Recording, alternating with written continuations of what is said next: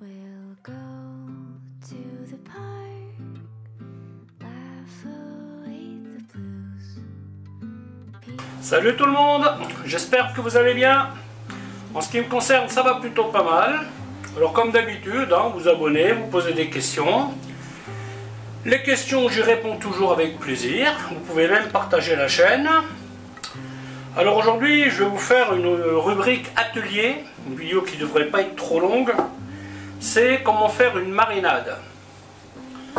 Marinade pour viande rouge, donc gibier. Alors moi dans mes marinades, je mets toujours beaucoup de légumes, tout simplement parce que j'aime ça. Si vous n'aimez pas les légumes, mais vous pouvez faire sans légumes. Et puis voilà quoi. Alors dans cette marinade, bon, j'ai choisi 2 bouteilles de Bordeaux, pas trop mauvaises. Enfin, c'est de l'entrée de gamme, mais bon, 3 € la bouteille, ça suffit pour faire une marinade. Je vais mettre du poireau, là j'ai récupéré un verre, de l'oignon, du céleri, 2 carottes, 2 petits navets, bien entendu de l'ail, des feuilles de laurier, des herbes de Provence, du poivre, du persil, et ici j'ai baies de genièvre et graines de coriandre, que je vais concasser grossièrement et que je vais mettre dans la casserole. Voilà, mais écoutez, je vais vous expliquer les trucs en faisant. Je ne vais pas vous faire un laïus là. Donc on va commencer à faire et puis je vous dirai les choses en même temps. Donc la première des étapes, tout simplement, je vais mettre le vin dans ma casserole. Voilà, dans la recette, j'ai écrit 2 litres de vin pour 2 kg de viande. Ça, c'est approximatif. Sachez que s'il vous manque un peu de vin, vous pouvez rajouter de l'eau. Bien entendu, c'est une marinade, donc il faut qu'il y ait plus de vin que d'eau, sinon c'est pas la peine de mariner. Après, histoire de faire de la place, je vais mettre feuilles de laurier,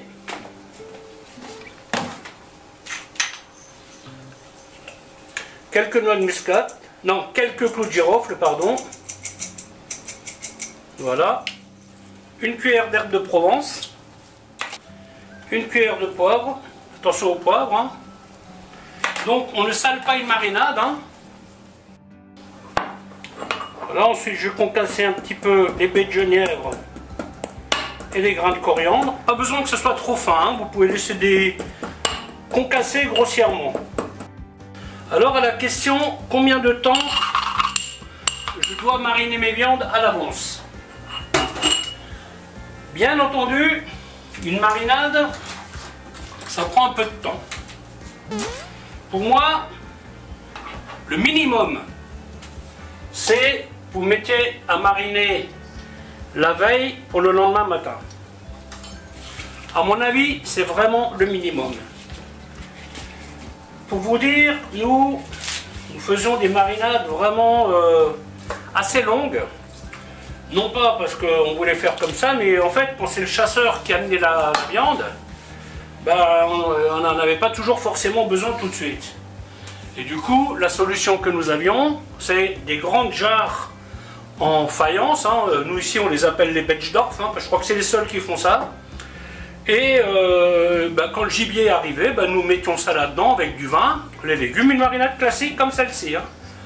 Pas besoin de la maintenir au frigo, si vous avez une cave qui est à peu près 8-10 degrés, ça suffit largement. La seule contrainte, c'est quand vous faites ça, vous êtes obligé de remuer légèrement. Cette marinade-là, donc ici aujourd'hui nous sommes samedi le 21, oui samedi le 21, donc je vais cuire ça lundi. Donc là il y aura un bon dimanche de marinage, et lundi matin je vais m'occuper de cuire la viande. Concernant la cuisson, il y a une chose, vous prenez, quand je prépare mon civet, je prends 2 passoires comme ça. Donc quand la viande est marinée, je mets celle-ci sur une casserole, je verse là-dedans, je laisse égoutter, et dans celle-ci, je vais sortir les morceaux de viande, et je vais laisser reposer ça 2 heures pour qu'elle égoutte bien. Et c'est seulement ensuite que je vais démarrer mon civet. Alors, la technique que je vous donne là, je le faisais avec 20 kg de gibier. Hein. On faisait les restaurants dans lesquels je travaillais où on faisait du gibier. Ce sont des restaurants où on vendait du gibier. Donc ici nous avons de l'ail. Voilà, alors concernant les légumes, il y a deux écoles. Il y a les gens qui vont mariner la viande avec les légumes, donc couper grossièrement, et qui ne conservent pas ces légumes. Ils vont les jeter et en mettre des frais. Perso, je trouve ça un peu dommage. J'ai donc pris l'habitude de garder mes légumes. Et de ce fait, je vais essayer de les couper assez finement. Vous voyez, l'oignon par exemple, je vais le couper en petits carrés. Comme ça, quand vous présentez votre assiette avec la viande, vous avez des légumes qui sont coupés à peu près correctement. Donc là, ce que je coupe là, c'est entre la brunoise et la mirepoix. Voilà, hop. Le poireau, je vais tout simplement l'émincer. Les navets,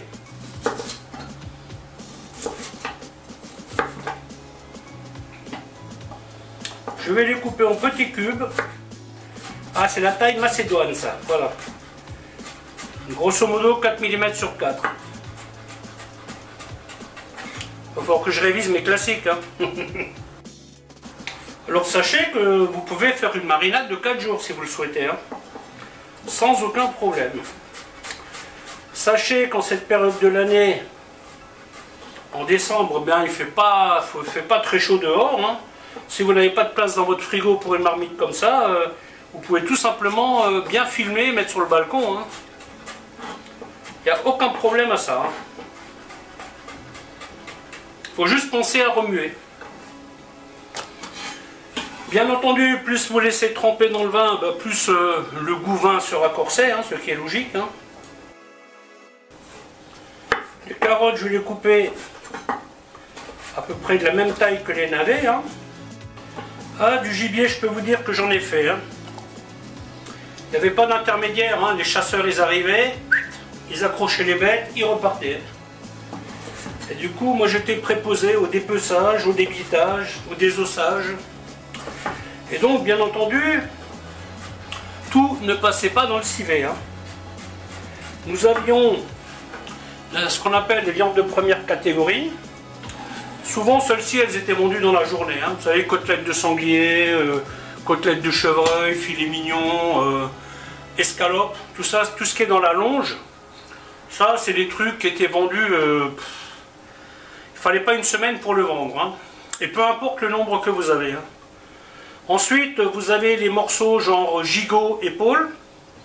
Le gigot, très souvent, on le faisait rôtir et on le coupait en cuisseaux, ouais, rôti, quoi, c'est des cuisseaux, ouais. Et les épaules, on pouvait faire des roulés en rôti, vous voyez, faire des rôtis de... Et par exemple, le passer au plat du jour. Et pour tout ce qui est civet, on pouvait... Alors l'épaule, on la mettait aussi dans le civet. On utilisait donc la gorge aussi. Après, il faut faire attention à la graisse. Hein. Toutes les parties du flancher, on les utilisait. Et ça, on mettait dans le civet. Par contre, parfois, il fallait faire des compromis parce que dans le civet, il doit aussi y avoir des bonnes viandes. Hein. Donc là-dedans, on y rajoutait l'épaule. Et après, vous avez tout ce qu'on appelle les bas morceaux. Hein. C'est des morceaux qui sont un peu plus gras que la moyenne. Et bien, ceux-là, on les passait en terrine. Voilà, donc c'est comme ça qu'une viande était traitée. Hein. Travailler dans un restaurant spécialisé dans le gibier, c'est une belle expérience. Hein. Après, il ne faut pas avoir peur de travailler dans le froid, hein, parce que vous pensez bien que quand les bêtes elles rentraient, on ne les mettait pas dans le frigo. Hein, elles avaient encore leur poil, hein, donc avant de rentrer dans le frigo, elles étaient préparées, nettoyées. Et puis après seulement on les mettait dans le frigo, hein, pas avant. Des fois je me retrouvais avec 5 bêtes en même temps. Ça c'était folklorique. Hein. Voilà. Le céleri, pareil, hein, on va pas se casser la tête. Hein. Hop. Ouais, donc cette viande aura 24 heures. Là il est quoi? 24 heures. Tac. Ouais, une trentaine d'heures de marinade. Hein.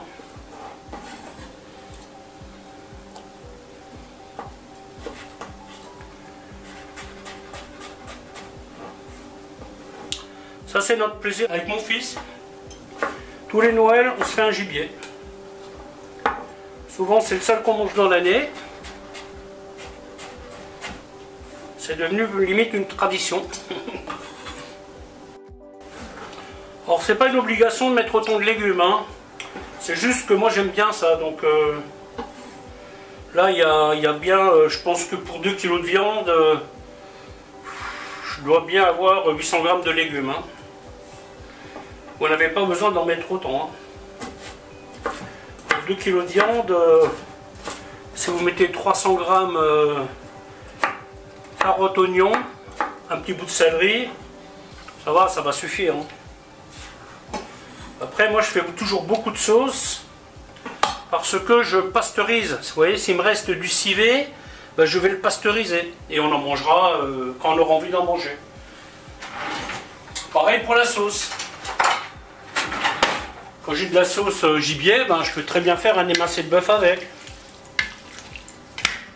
Voilà. Ensuite, une petite poignée de persil. Persil que je vais concasser grossièrement.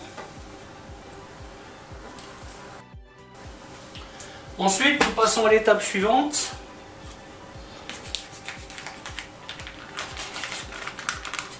On vérifie la découpe de la viande. Vous voyez, tous les morceaux doivent être à peu près identiques. Ça c'est un boucher, ça fait des années que je lui commande de la viande. En général, il est assez précis. Hein. Spécialisé dans le gibier, dans les Vosges. En plus, ils font des livraisons avec Chronofresh, c'est plutôt sympathique. Parce que des fois, sur ces paquets-là, ah, vous voyez, tac, ça vaut la peine de vérifier, vous voyez, malgré tout. Hein. Bon, après, ça, c'est pas bien grave. Hein. Vous savez, les gars, ils font tellement de viande qu'il y a toujours des trucs qui peuvent passer à l'as. Hein. Ça, c'est à nous de vérifier pour être sûr que tout va bien. Au restaurant, des fois, j'avais des morceaux de 200 grammes et à côté des restaurants, des morceaux de 40 grammes, quoi. Alors, bien entendu, ces choses-là, ils ne cuisent pas pareil. Hein.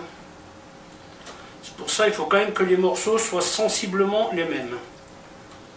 Et si vous trouvez la viande trop grosse, et bien, tout simplement, on va couper en deux. Vous voyez, par exemple, là, j'ai pas mal de tout petits morceaux. Eh bien, je vais faire tout à la même taille. Alors, bien entendu, vous pouvez prendre du vin pas cher, hein, si vous voulez. Hein. Bon, moi, c'est un plat. Vous voyez, quand là, on est sur les jours de fête, là, j'ai déjà fait avec du vin plus cher. Hein. Mais bon, là, j'ai pris un compromis. Donc ça, c'est du civet de biche que je fais là. Voilà, donc ensuite, on mélange bien. Qu'il y ait des légumes partout, qu'il y ait du vin partout.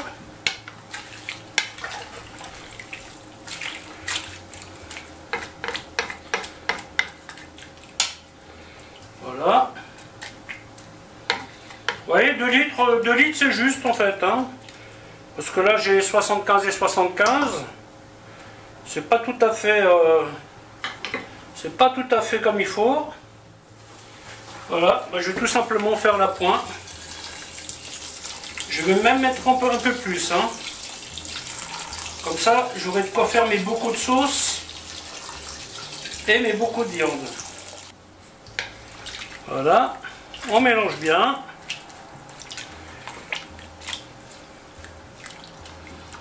Alors moi, jusqu'à lundi matin, par exemple, ce soir, je vais encore touiller un peu.